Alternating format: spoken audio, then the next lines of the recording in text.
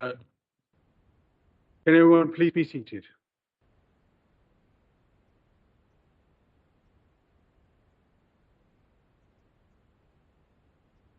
Good evening and welcome to this meeting of the council. Before we begin, would members please sit in the allocated seats, silence their mobile phones, stand up when proposing and seconding items, switch microphones on to speak and off immediately afterwards.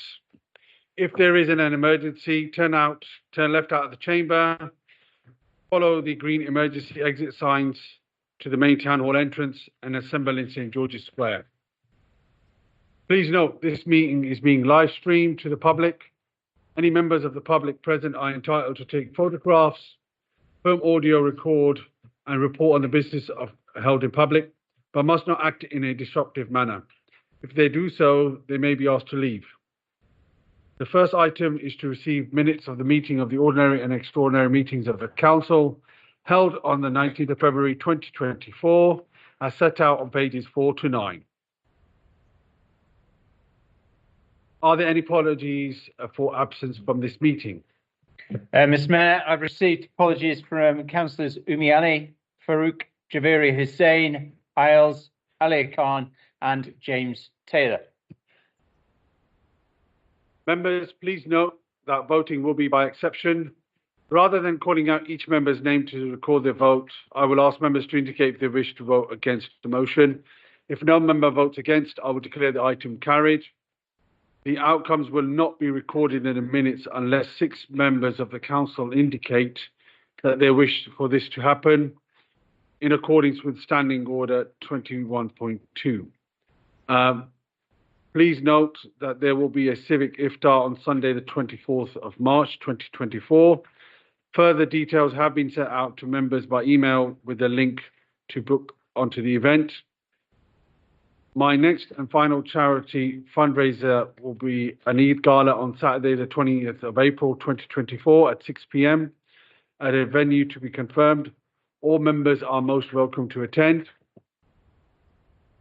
Members have been sent an agenda for the extraordinary council meeting to be held on the Tuesday, the 26th of March, 2024 for the Freedom of the Borough ceremony. Please note that the meeting will be at 6:45 p.m. Light refreshments will be available for iftar from 6:28 p.m. in committee room 4 before the meeting and a buffet reception for all guests in committee rooms 1 and 2 after the meeting. It is my very sad duty to inform the council of the death of former councillor Jim Thakordin. Former councillor Thakordin served in the council from 1996 until 1999. Does any member wish to speak? Councillor Simmons. Thank you, Mr. Mayor. It was a shock yesterday when I was informed by Amy that Jim had passed away. I hadn't realised that he'd been ill. He'd been a long-serving Labour Party member, over 50 years, Labour Party member, well known in the town, well respected. Jim was very forthright, and you didn't get on with everyone, I have to say, but very well respected, very well read, a writer, and I'm sure all our thoughts tonight are with Doreen, his wife, and we wish her the best in these very sad times. Councillor Franks. Forthright. Well, that's a bit of an understatement. I think those of us who knew and worked with Jim knew exactly where we stood. When we agreed with him, that was great.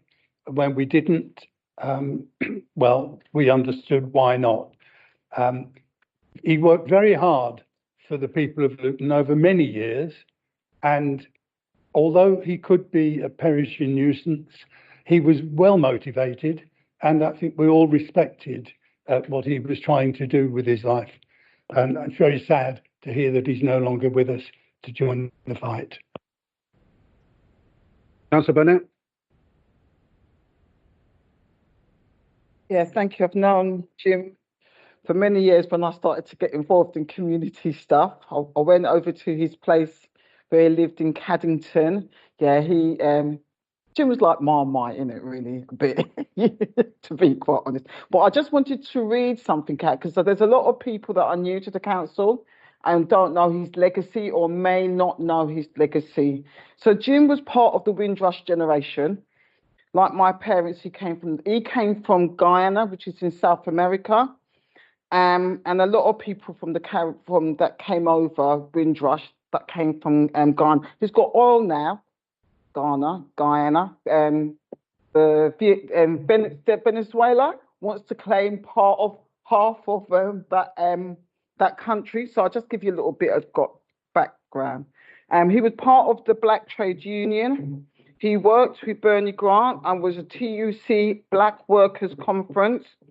Jim was always there, always probing and asking the difficult things. This is what I've been told from somebody that's a bit older than me. He was part of the Black Self-Organisation in the Labour Party. Jim was there keeping the leadership of the Black section on their toes. He was elected as a councillor and he was part of the Labour Party for over 50 years. Jim has written a numerous amount of books and he's lectured. And what the person said, that we stand on the shoulders of great people like Jim. Like Diane Abbott, Jim ran so that we could walk. Jim is now chattering with those of the Caribbean that came in the Windrush generation now. And I just wanted to articulate some of that. Thank you, Mayor. Councillor Ali. Thank you, Mr. Mayor. I obviously didn't know Jim well, but I did know his Mrs. Mrs. Thakoudin, who I believe some of us, she was our teacher in Choney High School for Boys. And I just want to take this opportunity to send our condolences to her. Thank you. Thank you. Does any other member wish to speak? Thank you. Just do that. Yeah. I would ask the council to stand in silent tribute for 1 minute in memory of the late Jim Thakoudin.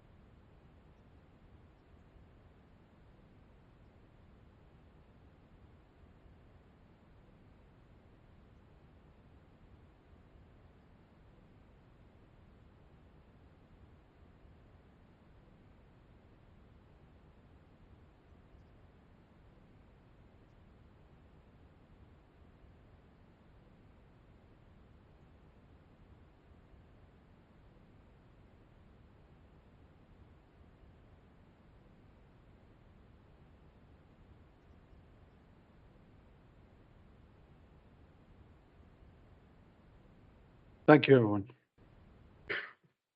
Yeah. All members of the council have been, okay, Chief Executive. Thank you, Mr. Mayor. All members of the council have been circulated with a list of items before the council this evening which fall within the ambit of section 106 of the Local Government Finance Act 1992. Any member affected should disclose the fact and refrain from voting on any question relating to those items. Mr. Mayor, I have received no section 106 disclosures. I've also received no disclosures of interest.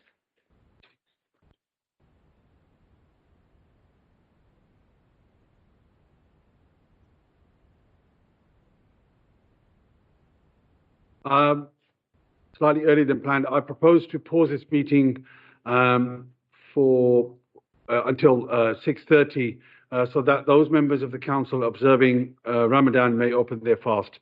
So the meeting will resume at 6:30 p.m. Thank you.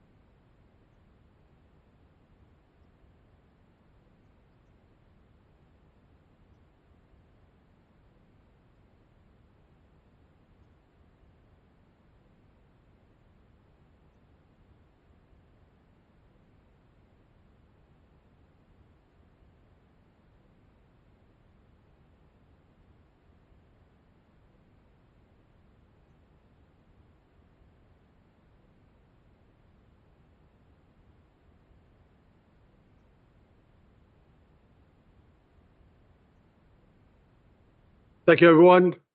I would like to continue with the business of council. I would now like to invite Mark Fowler, Director of Population Wellbeing, to introduce our speaker this evening, who will be presenting the Social Progress Index for Luton. Thank you, Mr. Mayor. Good evening, members. We have a short presentation ahead of you this evening from the Social Progress Index, and it gives you a real sense of the data and insight we're gathering in our council. And why that's important is, as we all know, we've got increasing need in our acute services and a reducing budget at the same time. So how we operate with more precision, engagement and focus is absolutely imperative to delivering towards 2040. And how we use that information is equally as important. This isn't something that can just sit on the shelf. This is about how we want to work with our communities and how we want to work with our partners. Data, insight and action is very much the way we need to move forward. So at that point, I'd like to introduce Pierre Newts.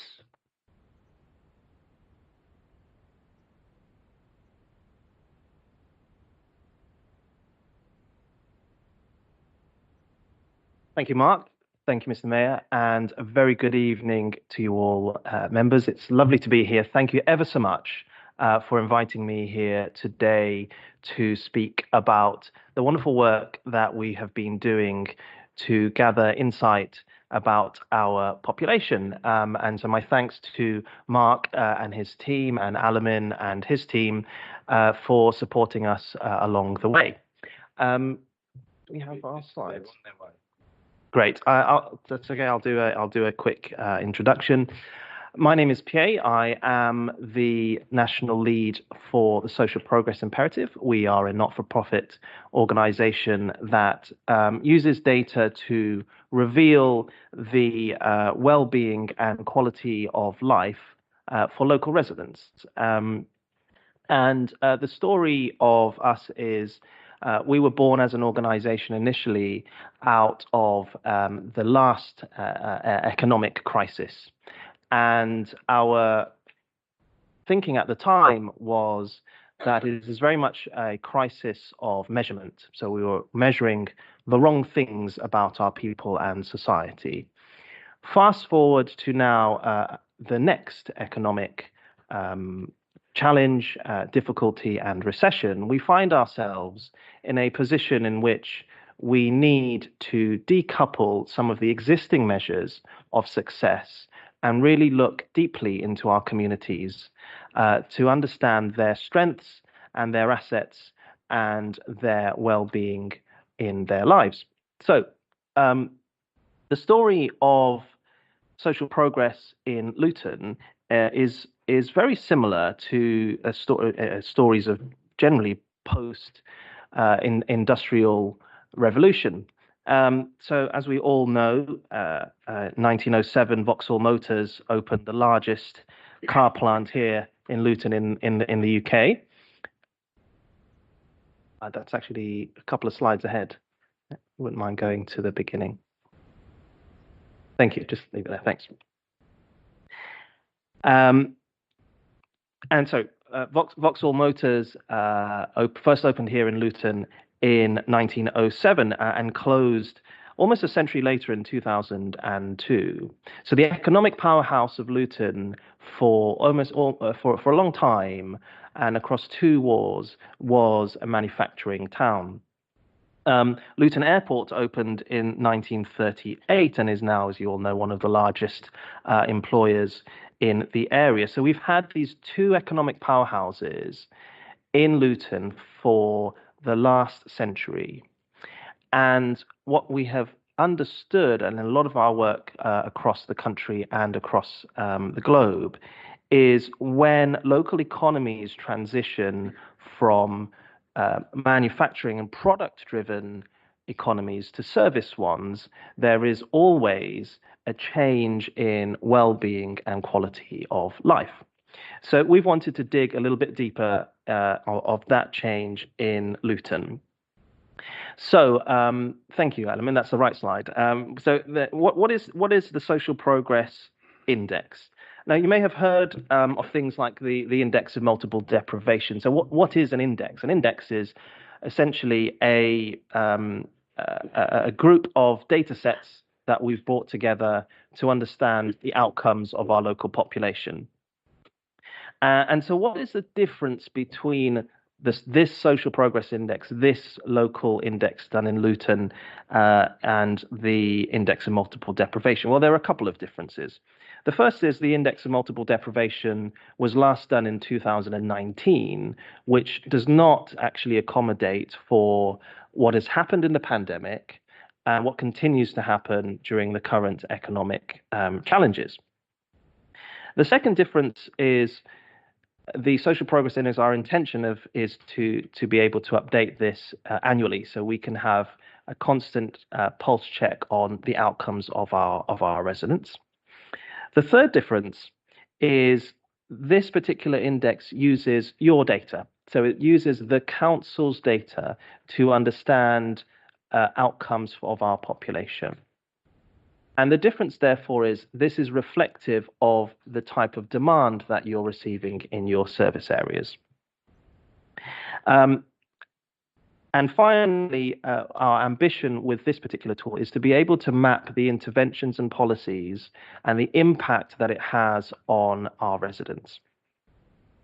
So the Social Progress Index is very related to the Index of Multiple Deprivation, but has a different angle and has some differences.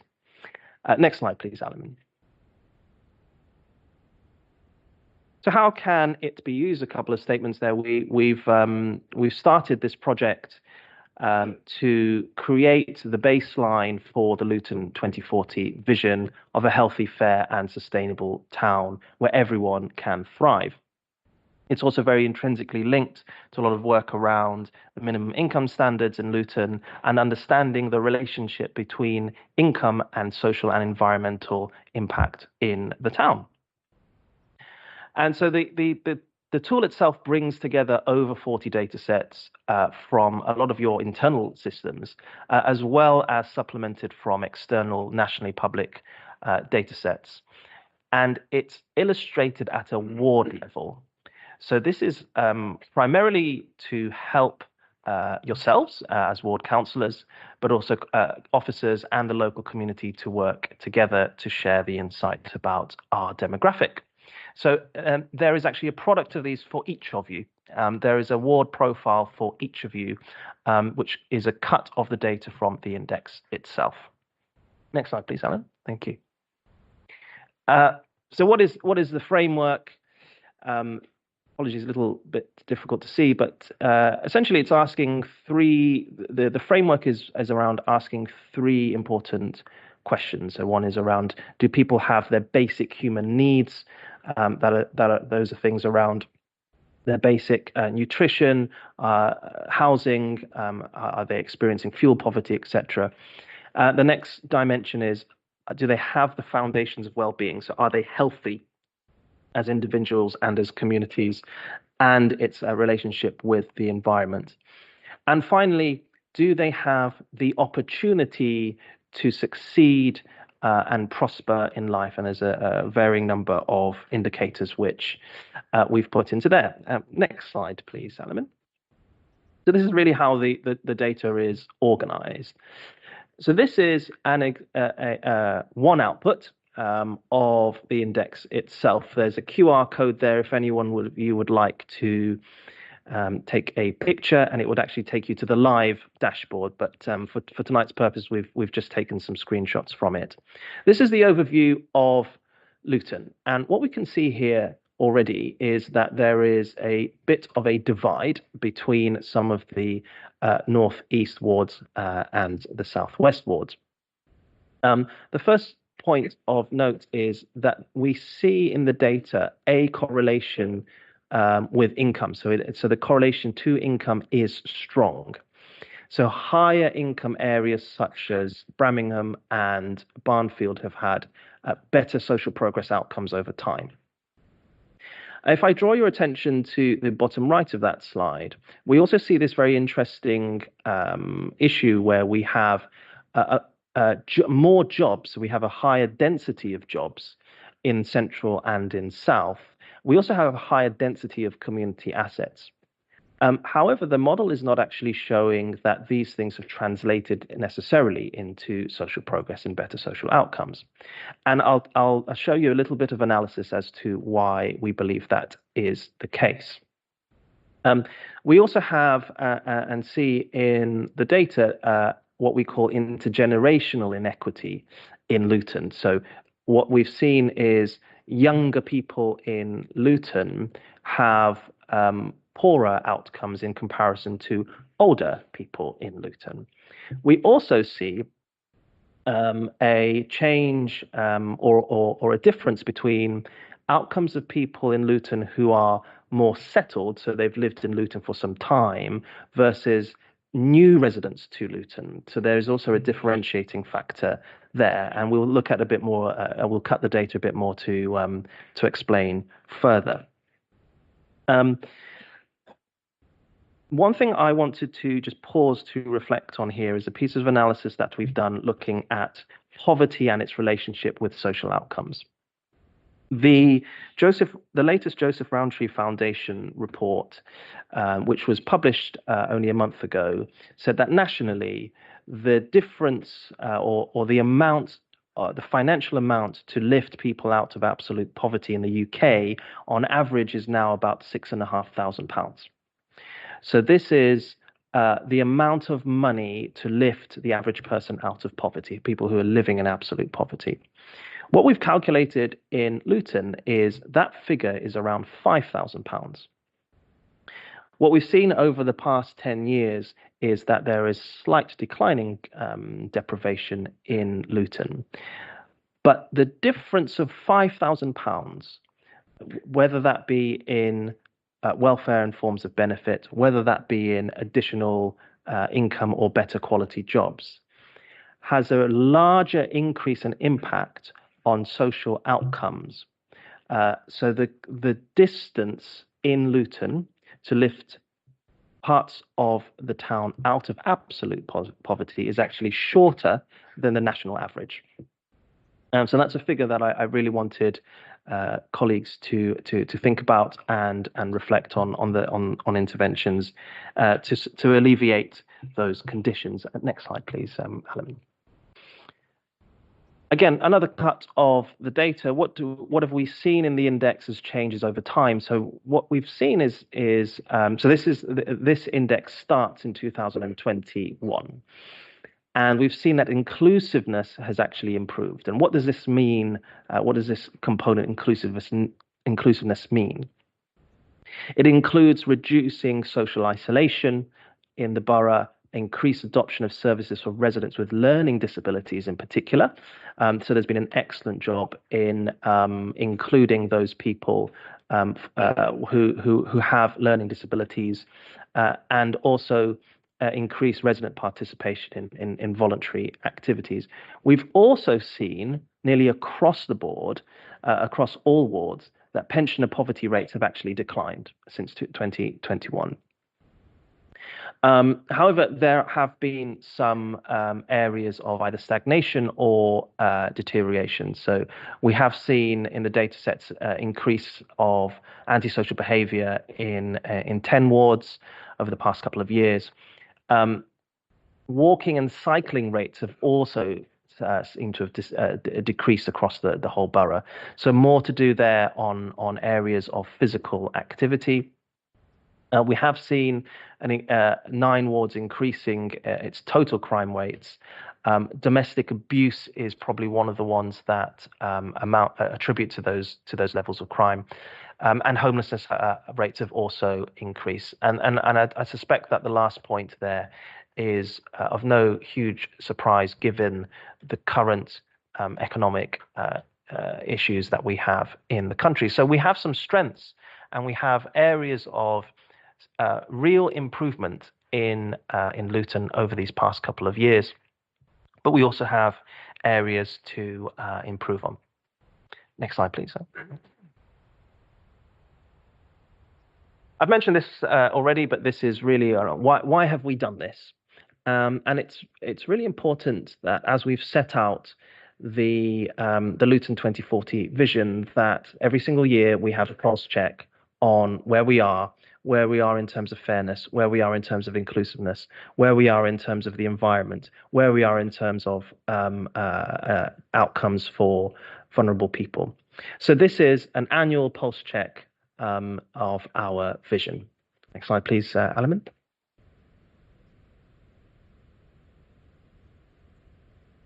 You all know this, the importance of Luton 2040. We know that prior to the launch of particularly this work, we in particular see outcomes for children which are poor, living in absolute poverty in Luton. And as I said, what the analysis shows is social progress is lower for the younger population in Luton as opposed to the older population in Luton. And so there is some thinking to be done there around the policies, interventions and service offers for the younger generation. And that will reduce intergenerational inequity across Luton. Next slide, please. A couple of key findings as well from the index. So, as I said, strong correlation between income and social outcomes. Some careful consideration to be given in the provision of services around particular areas in the built environment. So, a real place-based view about which services are located where in our borough, and are they going to be most efficient for the needs of that particular locality. As I've said, this the main target is that £5,000 uplift will drastically improve social outcomes for some of the people living in absolute poverty. So upskilling of those residents and support will massively change their outcomes. Some focus in health interventions. I mentioned a little bit about physical activity needing a push. So if we go to the next slide, I'll talk a little bit more about job density. And I wanted to show this chart here as one of only two before I end. What we found is that there's higher levels of social progress related to strong conditions of employment. So each dot there is a ward, one of your wards, and the larger the dot, the higher the level of job density. So if you just scroll down just ever so slightly, please, Alamin, you'll see a large dot, which is South Ward. And this is quite an interesting facet in the data set, where we see a high density of jobs that are available in this particular part of the borough. But what we don't necessarily see is those jobs translating to a higher quality of life. And that's often because some of the types of jobs that are available are temporary in nature, some of which are 0-hour contract type jobs. There's lots of these, but that doesn't necessarily mean that the level of job density translates to people having better outcomes. So longer term, secure, higher paying jobs is going to move that particular ward closer to the line for social progress. So it's insights like these focused in very small areas which actually make a large impact. And then next slide and penultimate slide, please. As I mentioned here as well, a very similar chart here where we see that families with younger children require support to progress socially and economically. And so you see these two charts on the left and right hand side. So the size of the dot, each dot represents one of your wards. The size of the dot represents the percentage of a population. So on the left hand side, you see the dots which have slightly larger are with an older population, and they have better outcomes over in comparison to the rest of the population. On the right hand side, you see where the larger dots are at the bottom side of the chart. So what that means is where you have families with younger children, there's some inequity there where they're actually experiencing financial difficulty, economic difficulty, and social difficulty. And so this disparity between age demographic, we see disparity with spatial disparity, so different parts of the borough, different age groups, and different backgrounds, are all opportunities here for us to think carefully and invest carefully into the outcomes that are going to provide the biggest impact for each of those policy interventions. I think that's my last slide. So there are further details on the Luton Observatory. There is a lot to unpack. There is a scorecard for each of yourselves. It is transparent as well. And look forward to the discussion and seeing how Luton continues to progress. Thank you very much.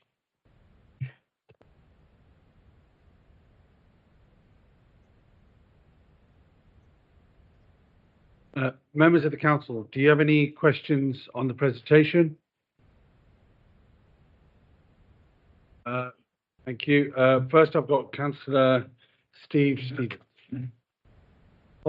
Thank you, Mr. Mayor.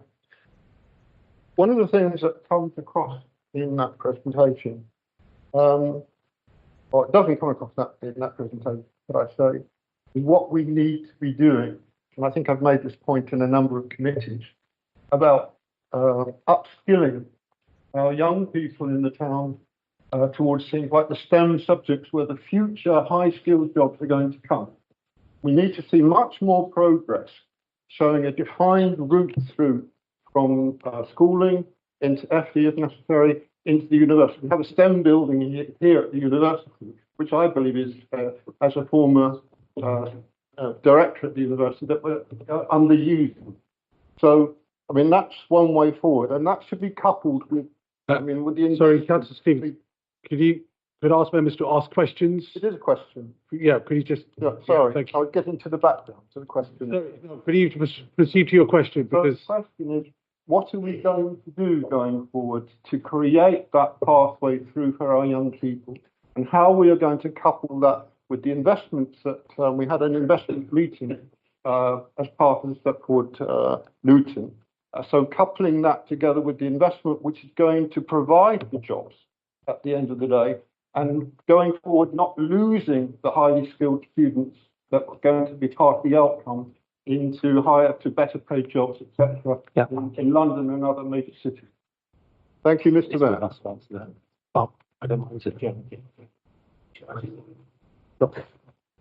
Obviously, that's a good answer. Mr. Mayor, I'll pick up that point. In fact, there's 3 things that we're doing immediately. 4 things, in fact. You'll be aware we're continuing with year 3 of the skills plan, but we're also working to develop the new economic strategy. A core part of that strategy is to focus on those growth areas of the economy and where we want to see that growth over the next 10 to 15 years. A key part of that is also refreshing the skills strategy for specifically the reason you just said. How do we connect the areas of growth in the economy with our knowledge providers, but also right through our education system, through primary and nursery schools, including in the STEM subjects. So all of that work is ongoing, and you'll see that coming forward. So I have a second question, if I could. And that is representing one of the wards, which is South Ward, which is obviously one of the poorer wards of the town. I'd like to know how we're going to redivert some of the resources going forward to try and bring up the levels in South Ward to some of the other wards which were shown in the dark green colours and the lighter green colours going forward towards the 2040 vision. Yeah, so one of the big questions, and actually this came through the peer review challenge last week. One of the big questions that we have to answer is when we talk about the £5 billion that we're going to invest across the town, including 1.7 in the town centre, how do we ensure that we maximise the social value of that? How do we connect that investment so that our local residents and local businesses benefit not just through, for example, the construction phase, but also the longer term operation? So a key part of the work that we're doing is in the economic strategy is making sure that we make those connections so that residents actually benefit from the level of investment. thank you. Next up, we've got Councillor Bennett. Okay, thank you for your presentation. It was informative. I love the data. It would have been nice to have got the presentation before tonight, so we could have cut it and probably be more prepared in answering questions. So my question is around jobs. If you look at the SEMLEP data that I looked at some years ago, we had low-paying jobs in this town.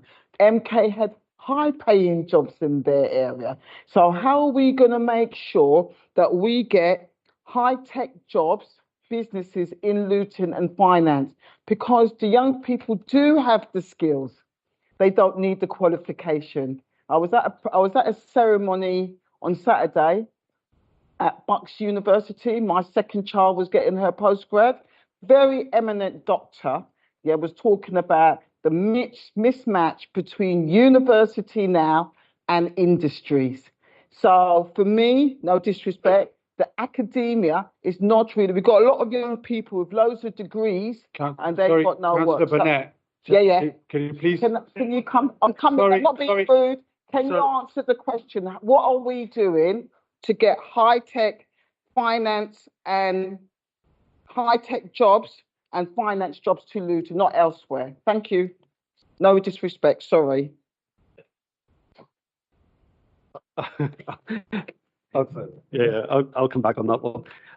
Again, two things. I absolutely agree with your point about academia and our economy. So that's the point I was making about how do we link those areas of economic growth with the courses that our knowledge providers are actually delivering, so that you get that pipeline of people. So that's a key thing that we're working on. In terms of actually getting the jobs here, one really good example is the work that Luton Rising is doing around Green Horizons Park. So how do we develop that asset that we have here in Luton to attract high-tech businesses, to attract businesses in finance, to attract greater innovation and R&D activity? And a key part of that is also actually the existing SME base.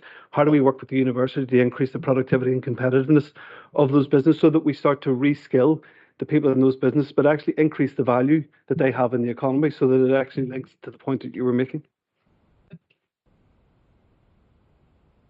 Before I proceed on to the next member, could I please ask members to ask questions and not speeches? Thank you. Councillor Aslam Khan. Thank you, Mr. Mayor. I won't make a speech, but as we're talking about data sets, I'd like to mention some of the data sets before I ask the question. When you talk about data, not too long ago, we attracted £2 billion of investment in Luton.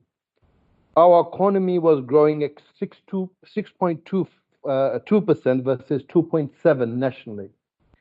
We had 365 new businesses coming to Luton.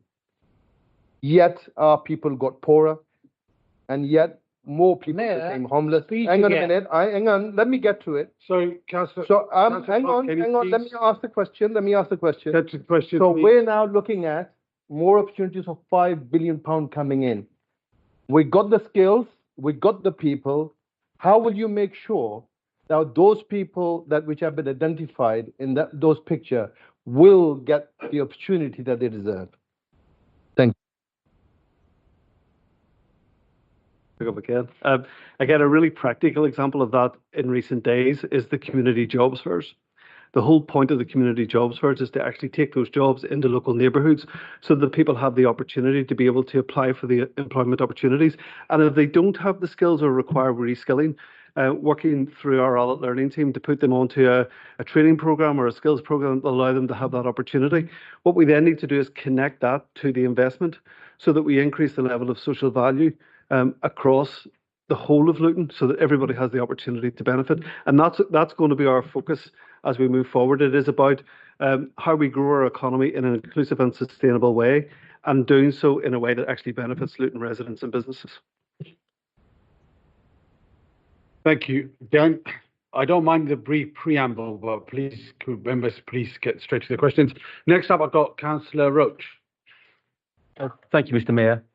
My question is around the data, actually. I just want to ask a question a bit about data. In relation to the bit when you talk about the elder generation more wealthy, and then the pensioner poverty declining, I just wondered if in your data, did you see that because of what most of these pensioners or the elder generation are now into the final salary schemes, which a lot of people after this generation will not have. So we have to be aware of that changing probably the next 10, 15 years. So I just wondered if that's what you saw if it was the final salary schemes that were making people a lot more, elder pensioners a lot more wealthier. Thank you. Thank you, Councillor, for the question. Whilst there isn't any specific final pension salary data in the model itself, I can speak from a national model that we have developed, which does include that, and there's a cut of Luton's data on that. What we see nationally is exactly this issue, where the workplace pension scheme really kicked in around 2012. So what it means is that there was a generation of people who have their final salary pension schemes, and they've mostly paid off the mortgage on the house, and they have a secure home. They also may be coming up to state pension age as well. There's another cohort, which is probably now not the baby boomer generation, but the Generation X, where their workplace pension schemes, they only started contributing in 2012, and they're not final salary pensions, so they're average salary pensions. So when this particular group become the age of the current over 65s, they're going to have some financial issues, because house prices have increased at an exponential rate, more so than it did for the boomer generation. The interest rates on mortgages have recently also have gone up, and they can't necessarily rely on the lump sum payment that is going to be sought when they turn 65 to pay off their mortgage. If they're able to pay off their mortgage, they may not have sufficient income to sustain themselves until the age of what it would be 67, until their state pension comes in. So my advice or my insight into this is some work that we've been doing looking at unpacking pensions and where pensions are invested. And there are some wonderful examples in Greater Manchester where the local government pension scheme has been reinvested into the locality. So what you will find in every pension package are a number of things. Firstly, it is highly untransparent about where all of our pension money is invested. The second thing is, if it is transparent, what we will find is around 90% of our pension money leaves this country. So there is thought and action required on thinking about how local pension schemes could actually reinvest into local areas rather than leaving the community. Thank you. Thank you. Next I've got Councillor Franks. Mr. Mayor, you'll no doubt be pleased to hear my question's already been answered.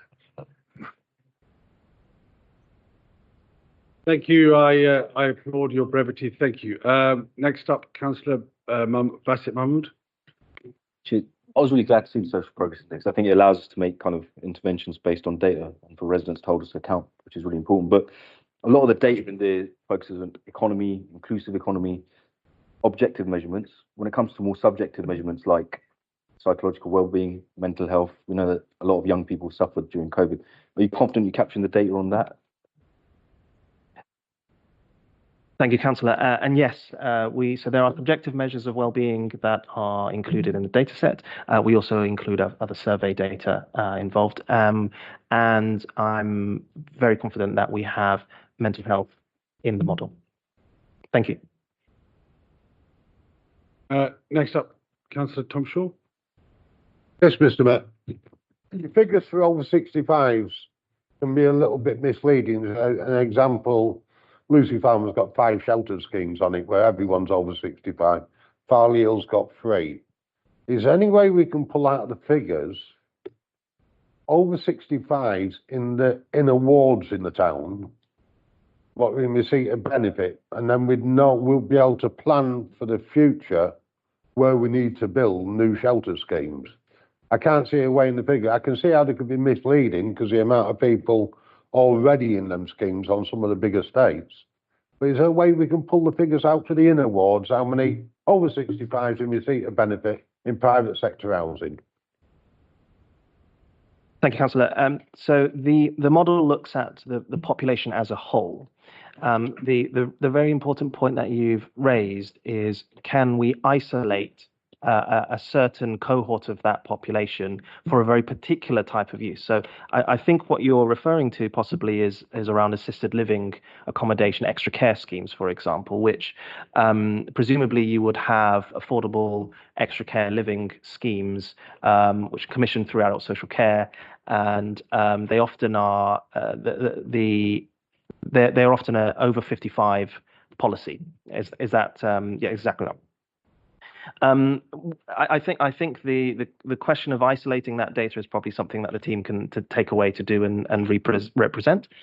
And so yes, and what I will mention in some of our work elsewhere, particularly on this policy intervention. So how many extra care housing schemes are likely to be needed in the next 10 years, in the next 20 years? This is a particular type of analysis using this model, which then attempts to simulate what your future population of over 65s or over 55s who meet the current threshold for assisted living accommodation may be. And what we'll need to do is think about where is the current provision, where are the voids, where is our policy fit for purpose? So is it for over 55s, or should it be for over 60s if life expectancy is increasing, for example? So there is a piece of work which can be done using the model. It does require further analysis. Thank you. Councillor Abbas. Thank you, Mr. Mayor. Again, thank you for that, this presentation. I think this use of this data is fascinating and really good. I wonder if you've done any work around looking at each ward and identifying what the key priorities are, what the top 3 priorities should be in each ward. Thank you, Councillor. So the scorecards on each of the wards provides a ranking of what the top 3 priorities are. Well, in fact, it would be the top 40 because there's 40 data sets per ward. So each ward will differ. And so the beauty of this model is that we can look at a particular locality and think about what is most needed for that community. Maybe something slightly different to what's needed in a different part of the borough. So each scorecard has a ranking system. It tells you exactly what is the best outcomes in those wards and what are the ones that need the most level of development. And each scorecard also has a comparator. So it says this particular ward is most like another particular ward. So you can then also see which 2 or 3 wards there may be some clusters in that particular environment where one place-based intervention, for example, may be beneficial to others. And that is all available in the data set. Thank you, Councillor.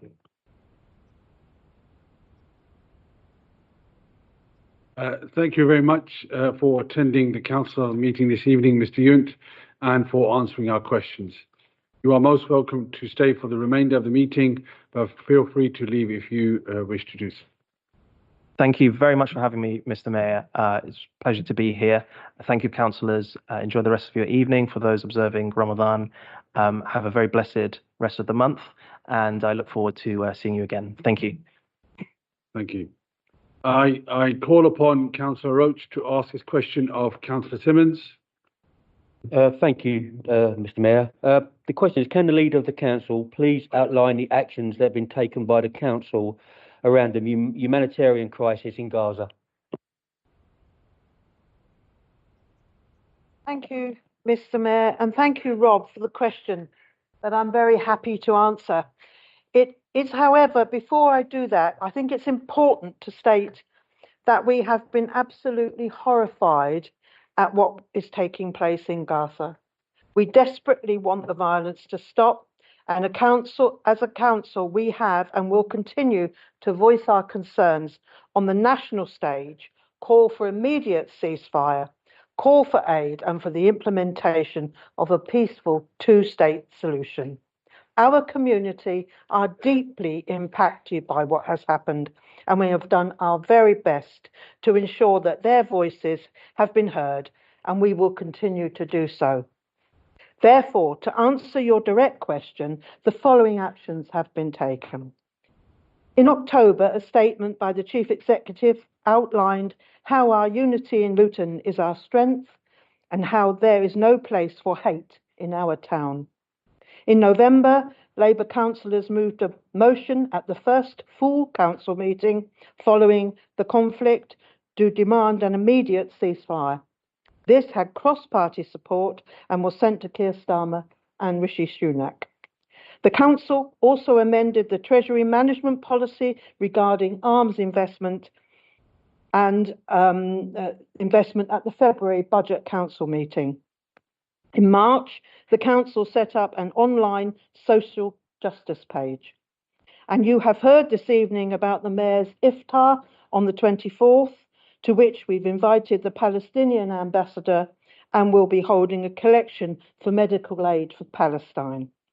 Alongside these actions by the council, the Labour group has also, in October, written to the Labour leader calling for an immediate ceasefire and humanitarian aid in Gaza. In October, Muslim Labour councillors signed the Labour Muslim Network letter to Keir Starmer calling for a ceasefire. In February, Labour councillors placed a statement on social media reaffirming our commitment to an immediate ceasefire and confirming how our voice is always stronger when we speak as one community, and how important it is we continue to engage with our communities and send a united Luton voice demanding an end to the suffering and violence of those many innocent people. In February, we wrote to Keir Starmer asking MPs to vote for the SNP motion for an immediate ceasefire.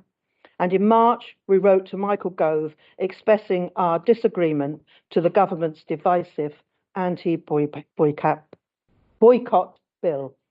I hope that this answers your question, and thank you for asking it.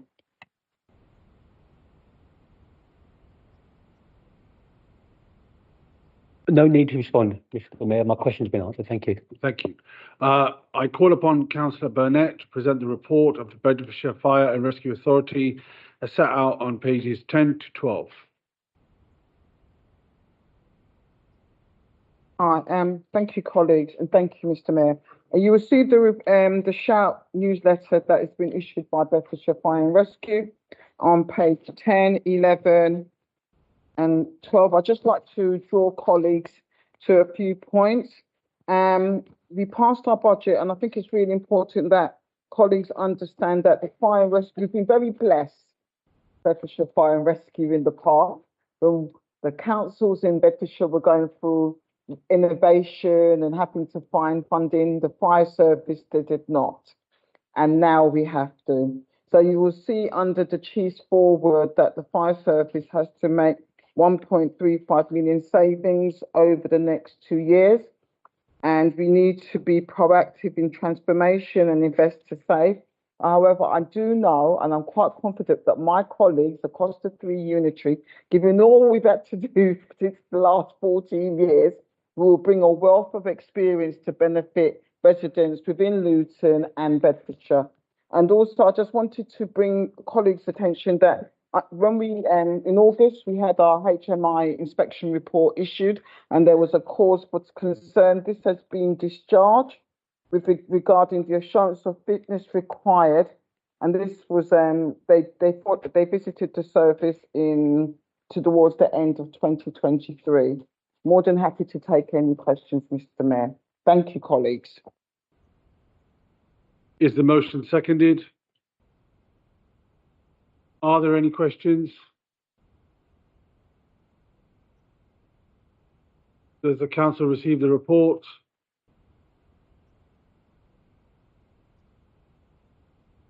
With regard to agenda item 8, there are no written questions this evening for the Bedfordshire Fire and Rescue Authority. The next item is agenda item 9.1, gender pay gap. I invite Councillor Abbas to move the recommendations. Thank you, Mr. Mayor. I'm happy to report that Luton Council has a positive gender pay gap, which compares very favourable with the local government average. I therefore move recommendations set out at paragraph 2.1 and 2.2 on page 13. Is the motion seconded? Thank you. Are there any questions? Are there any amendments? Does any member wish to speak to the motion? The motion is before the council. Does any member vote against the proposal? The motion is carried. The next item is agenda item 9.2, Pay Policy Statement 2024-25. I invite Councillor Abbas to move the recommendations. Thank you. I move recommendations set out in paragraph 2.1 to 2.3 on page 28. Is the motion seconded? Are there any questions? Are there any amendments? Does any member wish to speak to the motion?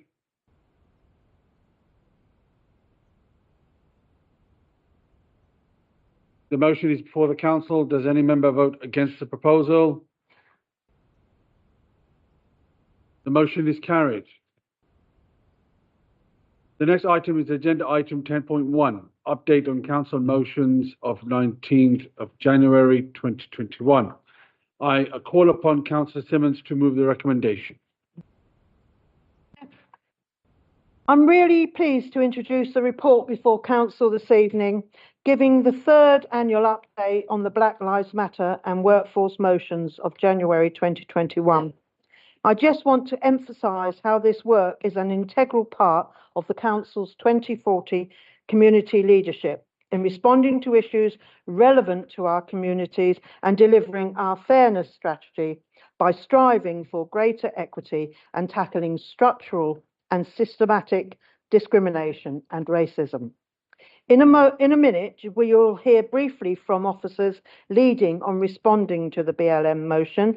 They'll be looking at our role as an employer, developing our people and our workforce as strong as it can be to deliver for our community, improving the aspiration and attainment of our young people in our schools, developing skills and opportunities for our community and driving improvements in health equity. I'm also really pleased to welcome colleagues from London Luton Airport Operations Limited to talk about their EDI responsibilities as a local employer and key partner. As the report outlines, with our strategy launched in 2023, our work towards a town built on fairness and social justice is making significant early progress. We're discussing progress and challenges around data at this council meeting, and I'm really pleased that as part of the report, members and the community now have access to the first overall baseline data report for Black, African and Caribbean communities in the town to help us understand and focus on key issues and problems of inequality. Officers were able to share this data with members of our BLM community panel in February, and as the report outlines, their feedback on the work on the motion remains hugely important to help shape our responses going forward. I would like to thank them for their efforts in this regard, and indeed thank again everyone involved in bringing this important motion to council and helping to drive it forward. The report also highlights important areas of progress, including introducing new fairness and equity commitments in council service planning templates to help structure and prioritise the work of all service areas around the three strategic dimensions of our fairness strategy. That's workforce, service delivery and community leadership. I'm also glad to see an update on the Fairness Task Force and collaboration with voluntary community faith and social enterprise partners. The task force has developed a number of key programs over the last year relevant to the Black Lives Matter motion in the areas of equity and criminal justice, system change and collaboration, and community networks.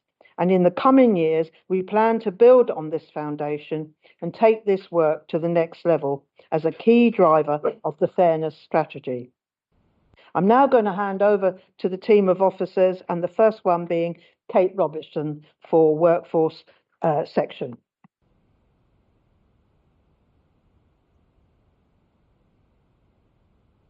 Good evening, everyone. Thank you for your time. I'm just going to give a very brief introduction to the information that's set out in Appendix C of the papers, which is a dedicated section just looking at workforce commitments around this really important agenda. I understand from my colleague that we're going to go through each of the presentations, and then there will be an opportunity for questions at the end of all of our presentations. So just a quick update in terms of and a summary of what's contained in the reports. Since we last had a conversation about this, we had an update at full council. The council's people strategy has been adopted. That's a really important document and a really key statement of ambition around actually what the council is going to achieve over the coming years around improving its workforce, both its representation of the local community, its opportunities for career development and enhancement, for making sure that we are a fair and equitable employer that really strives and sets the standard for Luton, not only for the public sector, but for all employers in the borough. So as I've said, we've agreed that strategy. We've now established a delivery board that is chaired by the Corporate Director for Population Wellbeing, Mark Fowler, and sitting beneath that board are a whole series of work streams dedicated to different elements of delivering that strategy.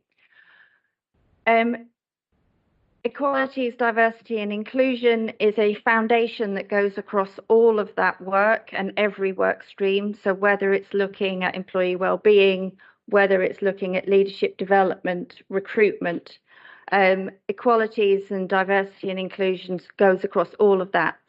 But we've also established a dedicated work stream that's looking at the diversity agenda and inclusion, and that is being led by another corporate director, Diraj, our corporate director for Children's. And those work streams are really trying to bring all of the different voices from across the organisation together. This is not just something that's being led by HR, it is a whole organisational response and a whole leadership agenda that we're all signed up to. I think that sort of work is also linking very much into the EDI board and all of the work of our EDI champions across the organisation that are doing a great job in really striving forward both at an operational level within their service areas, how we can address equity, inclusion in our service design, but also around our workforce as well. Some of the progress that we're making. So one of the key challenges that we talked about last time was around the numbers of staff where we didn't understand and we didn't have data on their ethnicity. Pleased to see that by working with EDI coordinators, we've seen that reduced from 21% of our workforce down to 16.5%. Another challenge, another key area of ambition for us was increasing our representation of our workforce. We know that 54% of our community come from the global majority. We set ourselves a target of 32% of our workforce this year, and we're now, the latest figures are 31.6% of our workforce representing the global majority. So again, we are starting to see that progress. At leadership levels, it's currently 20.2%. So that's an area of focus for us to ensure that we actually continue our journey of improving representation at senior levels. Certainly within the other area of focus was around training and increasing our awareness and our capabilities within the organisation, we made a commitment to roll out mandatory unconscious bias training, and we're now at 88% of the council's workforce has completed that training, which is a really positive piece and outcome. Obviously, a little bit about what we've spoken about so far today has also been around, and what came up in the data presentation was the importance of recruitment and actually local recruitment, and how we play our role as an employer to spot and develop talent locally. So we've done quite a lot around early talent recognition and initiatives.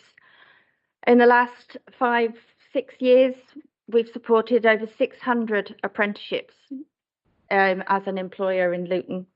And we've currently got 147 apprenticeships live at the moment in the borough, in the council. We've also been doing a lot of work around Step Up to Social Work. And again, we've got 33 people have either gone through or are going through our Step Up to Social Work Academy. In terms of our current cohort, 75% of them are global majority. We've also got a whole range of work experience programs. Around recruitment, we've also been doing a lot of work around local recruitment, working very closely with inclusive economy colleagues around reaching out into communities, going to community job fairs, really selling us as an employer of choice for local people and the range of opportunities that we have. We've also been developing our recruitment team. So we've created some new posts that are very much focused on actually going out there, selling us as a borough, doing outreach and reaching out to people so that we can start to promote ourselves as well as a diverse employer, an inclusive employer, and all the benefits that come with working for Luton. And then the last thing is, obviously, I spoke a little bit about career planning and development and leadership development. That's we've started to see an uptake, an increase in the percentage of our global majority employees that are taking up training. We're also we've got 24% of those that have signed up to our mentoring scheme are also global majority. And we support a team every year that goes into a national tri-sector challenge, and we have a commitment that at half of that team will be global majority every year. So hopefully that gives you a flavour of the work that's happening. We remain really committed. There's a lot more for us to do, but I think that it shows a really positive sign of improvement and progress. Thank you.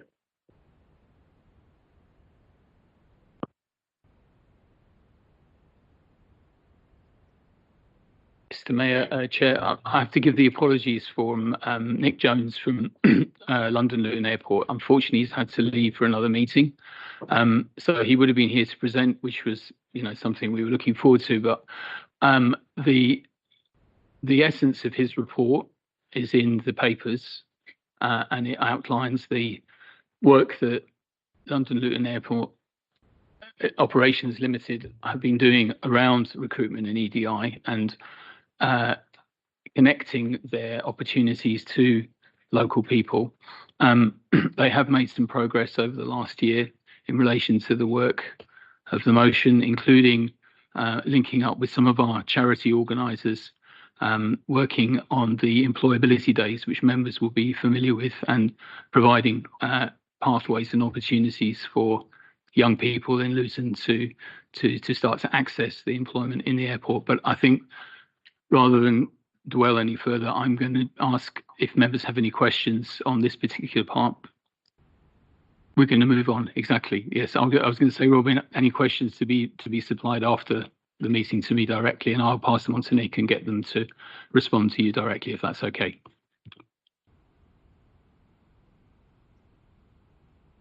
Questions will be at the end of the presentation. Yeah. After it's been moved, yeah. Thank you.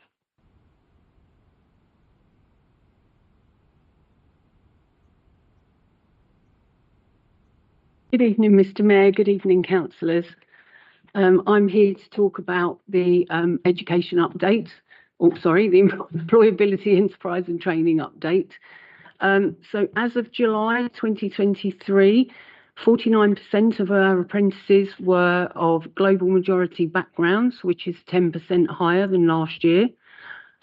Within the council's adult education department, enrolments from those of Afro-Caribbean heritage increased by 6% during the 2022-2023 academic year. This was facilitated by adult learning going back out into the community after the pandemic. They worked with local churches, community groups, and the football club to advertise our offer.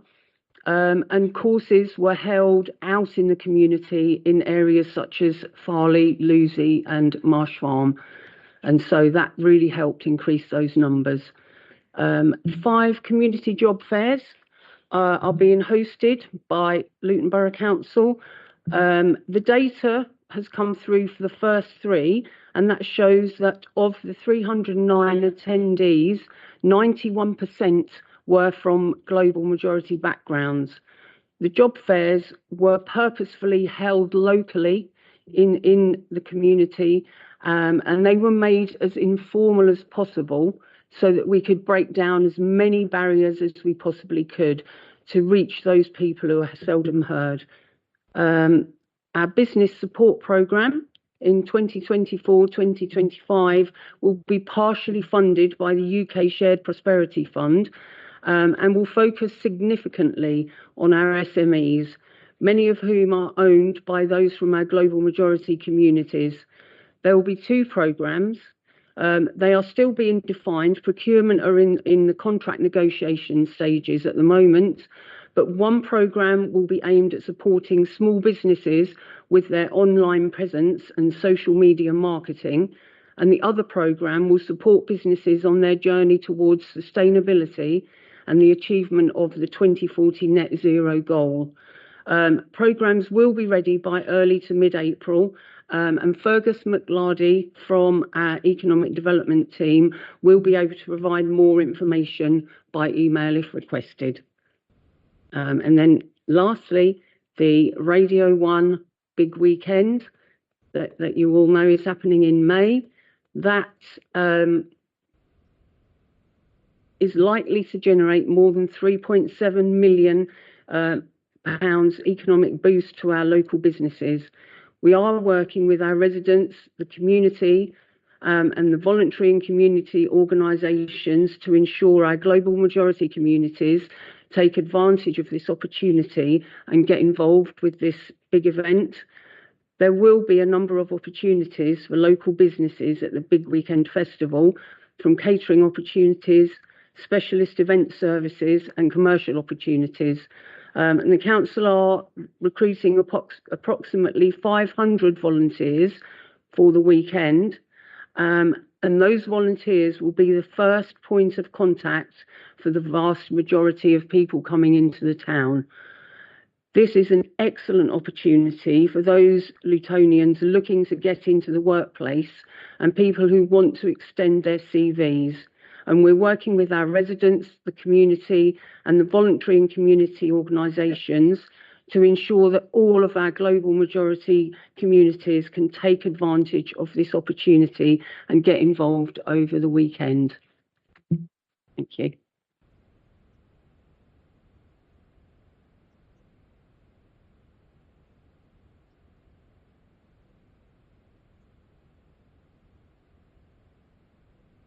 Thank you very much. A brief update from the Education Service. I think it's important to note that improving provision and outcomes for all of our children is a key priority and imperative if we're going to reach the high standards we're aiming for in 2040. What we have been doing is a range of things to try and work towards achieving that. I think within the report there is more detail around the analysis of data and outcomes for our young people, but we've undertaken a thorough data analysis of the outcomes from 2023's Key Stage 1, Key Stage 2 and GCSE results, and a breakdown by ethnicity and by different pupil groups. That was explored in great detail at a recent Children's Services Review group. And as an outcome of that, we have agreed to share that data in detail with all of our schools in a shared open forum whereby schools can begin to explore why certain schools are more successful with certain groups of students than others. The other part of that is that the analysis of that data has really flagged up for our education team that we need to focus quite heavily on how we raise the attainment of underperforming groups. Because although we're reaching the national average overall, and some of our groups, including disadvantaged, perform better than disadvantaged nationally, there are certain groups that are performing at a lower level, and we need to address that. So part of the education reset will be directly focusing on trying to improve those standards and approaches with our schools. The Fig Tree Race Charter Mark was introduced last year into a pilot of 17 schools, both primary, secondary and a special school. The work that's been done through that award programme is being evaluated to see the impact so that we're then in a position to recommend its wider use across a broader range of schools. And I'm sure that we'll be coming back at some point with an evaluation once we've had time to analyse the results of that. But we've also deployed our education service diversity coordinator, EDI coordinator, to actually look at some of our particular work around inclusion to make sure that when we're developing inclusive practice with all of our schools, that the inclusion of diversity is quite crucial within that. It's not just looking at SEND, it's not looking at other groups, but it's actually looking at how we make sure that all of our children are included and they're getting the right kind of provision. The EDI coordinator is also working with our alternative providers, those who run alternative provisions for those young people who are excluded from schools. Many of those are private and not regulated by Ofsted. And what she's going to be doing is actually focusing on those to make sure that they're not stereotyping the kind of behaviours and expectations in those provisions, which might actually reinforce behaviours and low expectations of how young people can actually develop. Exclusions generally do remain a concern to the council, exclusions from our schools, but we're doing further work needs to be undertaken to try and identify whether there are any cultural patterns in those exclusions. The number of exclusions is still quite low, so it's difficult on an annual one-off basis to identify whether there are any particular patterns, but over a period of time, we're exploring whether that's the case.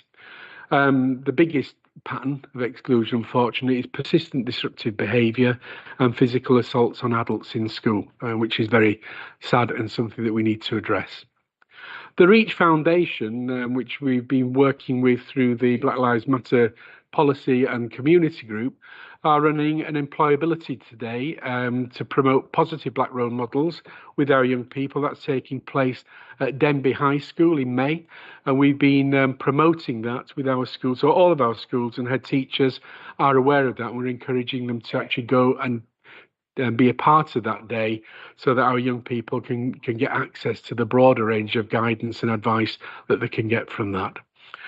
We are in the process at the moment of resetting the education and learning plan for the next 3 years, building on where we've been in terms of the range of strategies that have been in place, but trying to drag us and move us forward towards achieving the outcomes we're aiming for in 2040. And as part of that reset, there's some key themes which will actually tackle the vulnerability and underperformance of different groups of children. Another one will be around working with our community groups, recognising that children don't only learn in school, but they learn from the behaviours and they need that support from that community wraparound outside of school. So there's quite a lot of work that we're starting to put together now and we're engaging with, and we'll be coming back to certainly to scrutiny committee at some point in the summer term to explore where we are with the threads of that strategy, and that will decide and determine the next 3 years plan to really make that tangible difference for some of our children that are having their greatest challenges.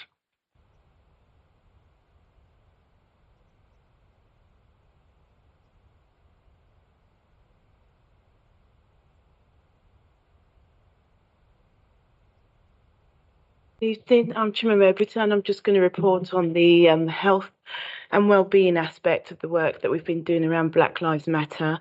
And as you can see from the slide, what we've done is we've continued the work building on our Talk, Listen, Change work and working with various communities, including our Black African and Black Caribbeans.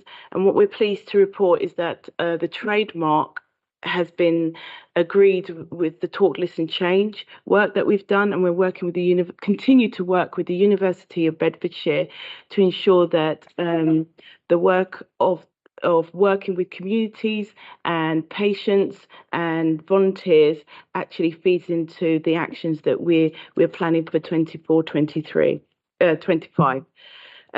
In particularly, I'd just like to draw your attention to the Cancer Community Connectors, where they have worked with communities to get them involved and raise awareness around cancer and to get that patient voice back to services to influence how services are being delivered to 3 communities, but including Black African and Black Caribbean. Next steps for us in public health and with our partnerships with the ICP is to continue building on, as I said, around the Talk, Listen, Change action plan and go out to communities, including Black African and Black Caribbean communities in churches and areas where they're more likely to meet, to give us feedback on that action plan. And we will continue to encourage that our health equity town partners to systematically collect ethnicity data and ensure that we can do more counting and more focused work around Black African and Black Caribbeans. And finally, we will continue to do work around the Women's Hub and build on that, specifically around pregnancy and Black women's experiences in maternity services, ensuring that we capture their voices and influence what we're doing.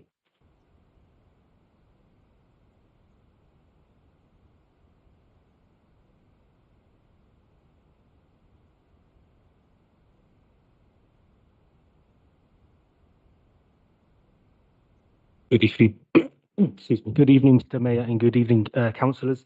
I'm Alamin McKeith, Intelligence Manager here at the council, and here to report back the production of the BLM statistical baseline report that we put together. My colleague Cital was instrumental in also putting this together. Unfortunately, she's not able to be here today due to childcare commitments.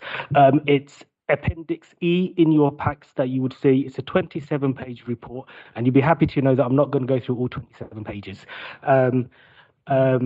The basis of the statistical report was the BLM motion itself. We reviewed the motion, studied the motion, and we wanted to find evidence and data for each of the things that was of concern highlighted in the motion. Beyond that, we looked at various databases internally to the council and external that we have, but specifically looking at Black Caribbean, Black African communities and what their outcomes are right across most of life's domains. So health, education, migration patterns, age distribution and how that impacts on service delivery, education outcomes, going to university, jobs, type of jobs, wealth, and so on and so forth. I'll just run through some of the highlights that we found during gathering of the statistics and what the statistics are telling us.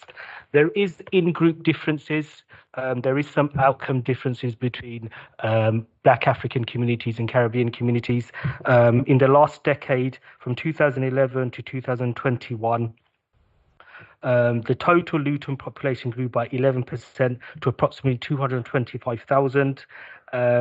Of that, the Black African group rose by 28%, and the Caribbean group saw a minimal increase of 1%. So that's, again, is a difference in sort of migration patterns. Jumping onto the breakdown of this, approximately 23,000 residents of Black African Caribbean heritage in the town, of which approximately 12,000 of African heritage and 8,000 are of Caribbean heritage.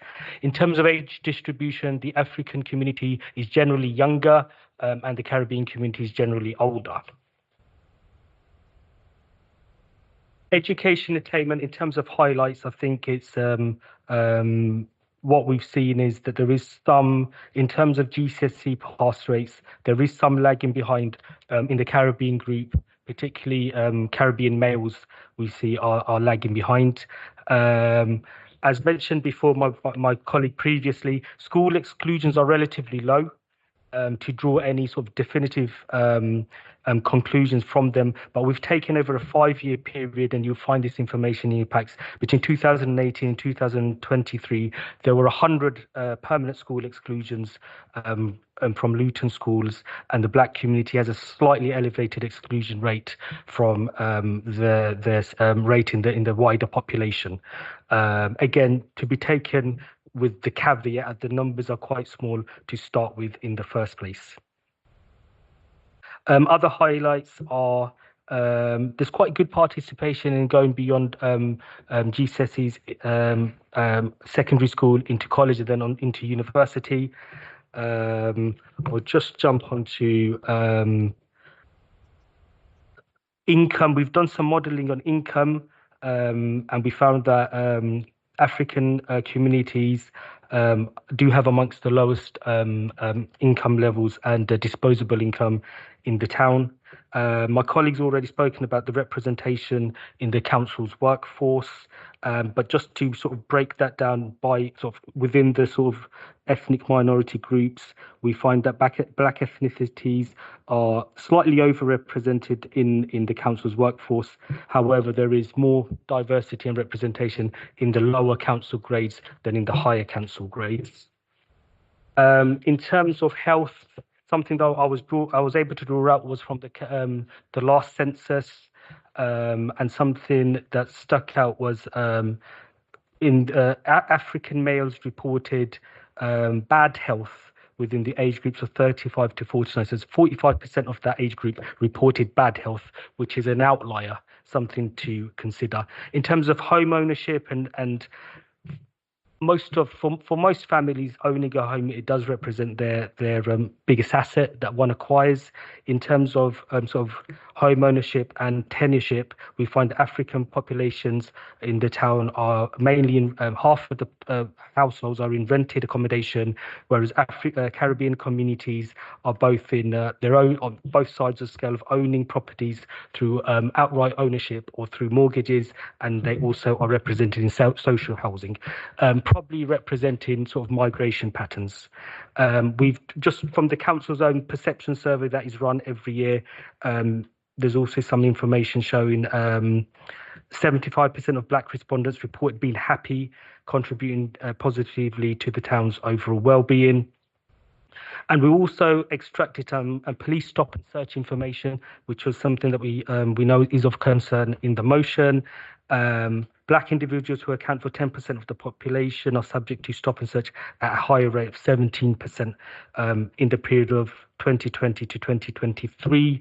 They are the sort of main highlights. Obviously, it's a very comprehensive report, and we'll be happy to take questions.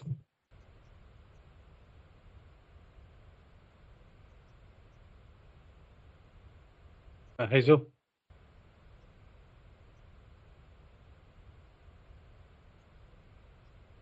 Before then, is the motion seconded? Seconded, Mr. Mayor. Okay. Are there any questions? Okay. First, I've got Councillor Azlam Khan. For this report, there's just clear improvements, which is very encouraging. My question is around the level or the grades of the leadership. If we can have more clarity on that, where they're from, are they local or from outside, and what postcodes they're from. And at the same time, when we look at procurement, we need to also understand that those services, 700 services we talk about here locally, how many of those are delivered by local people? And also businesses, when we talk about progression of businesses, we need to understand that journey of those small businesses climbing up and getting those opportunities. I would like to have that data. I know, Marielle, we've done some of that work. That needs to follow through right down to the postcode level. If we don't do that, there's no way on earth that you are alleviating poverty. Let me guarantee you that, because I've done this many a times. Thank you.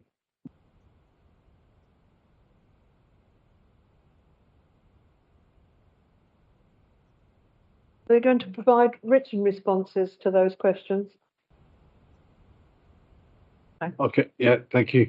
Next up, I've got Councillor Steve Stevens. Thank you, Mr. Mayor. I would like really to talk about the highest level of qualifications, which was on Appendix E. It's very welcome to see that the Black African community, young people, are doing so well. But they're doing very, very well compared to a lot of the other groups. And I'm wondering if we've interrogated that data to find out why that is. I mean, especially when we see that the white British are only at 22%, and the mixed heritage group is also not. Sorry, Councillor, can you please get to your question?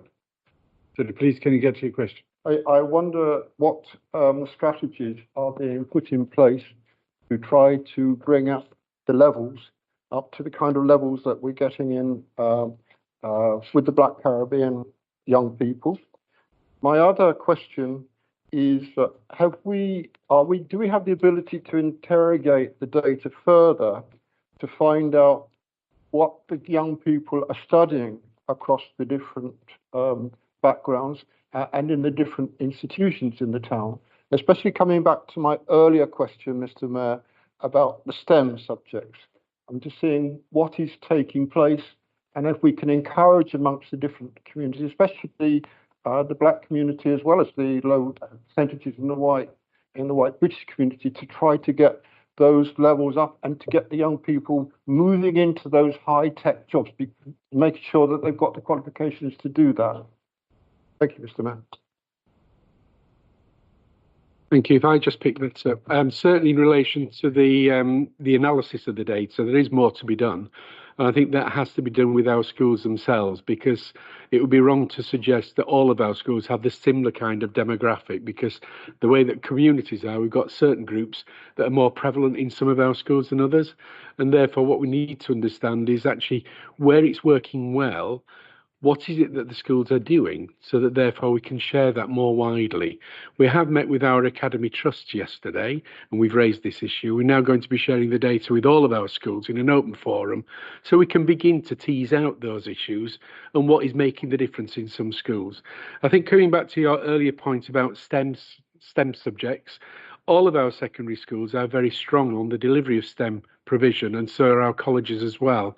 And I think we've had a big take-up, particularly from girls, in terms of science and technology.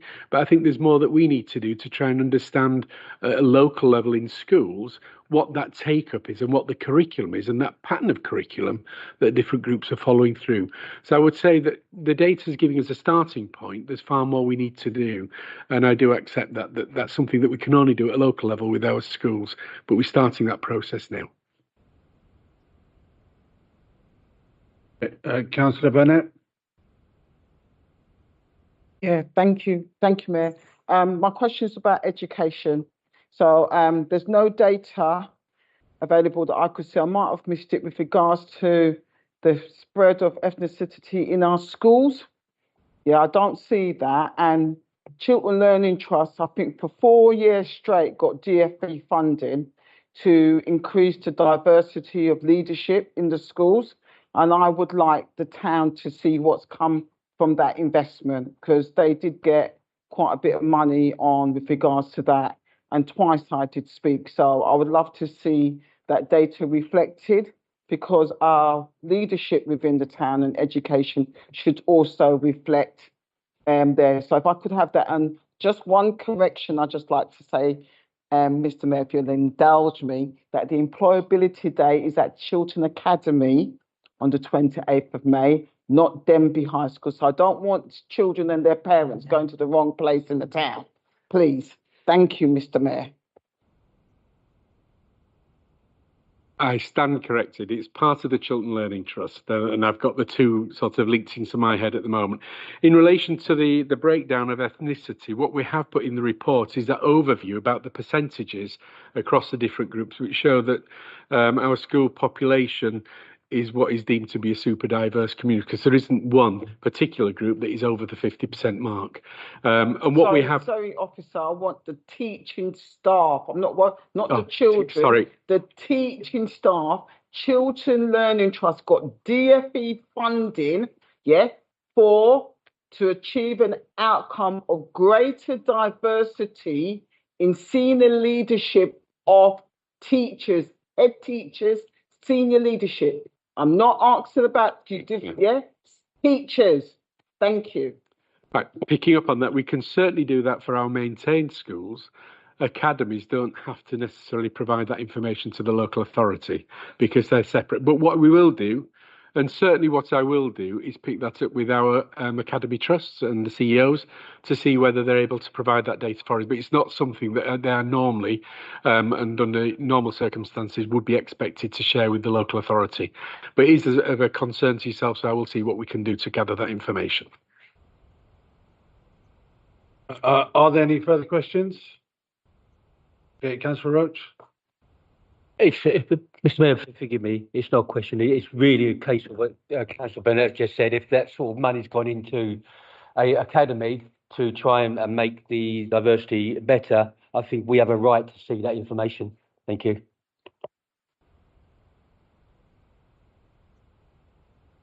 Nothing to add in terms of the response to that. I mean, I think the point's been made. If we can possibly get that information, then we will, but I don't think academies have to provide it if they don't want to.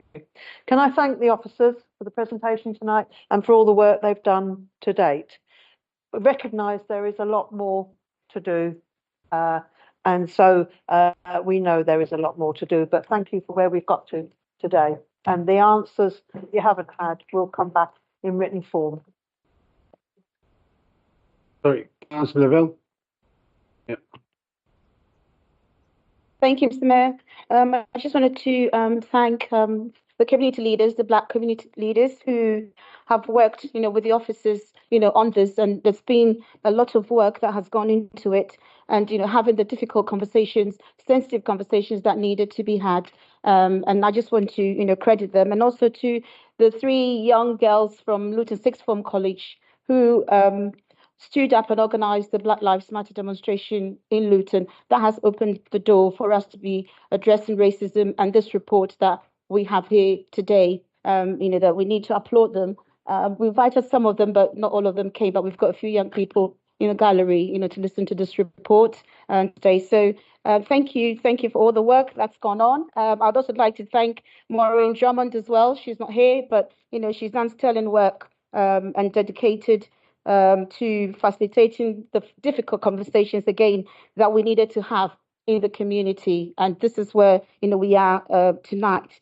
We also know there's been negativity this week on racism with our first Black member of Parliament, being called really disgusting remarks that's come through.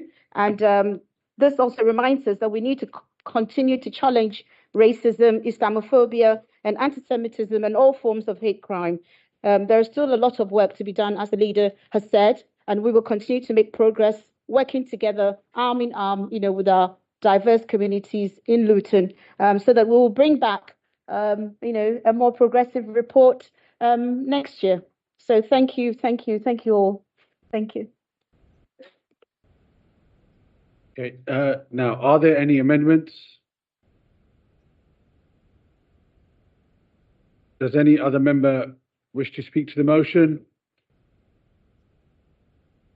The motion is before the council. Does any member vote against the proposal? The motion is carried. The next item is agenda item 10.2, dates and times of meetings for 2024 to 2025. I call upon Councillor Simmons to move the recommendations.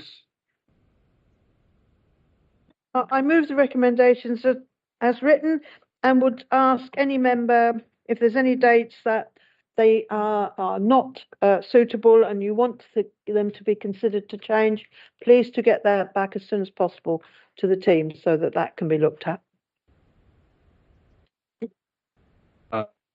Is the motion seconded? Seconded, Mr. Mayor. Are there any questions? Yes, councillor Burnett. I just wanted to know, as we know that Ramadan cycle, could we consider at looking at changing the start times of council meetings so that we don't start, then stop, then start again? That's all I'm asking, maybe to consider, because we're going to always be doing that. Sometimes in the year it won't matter.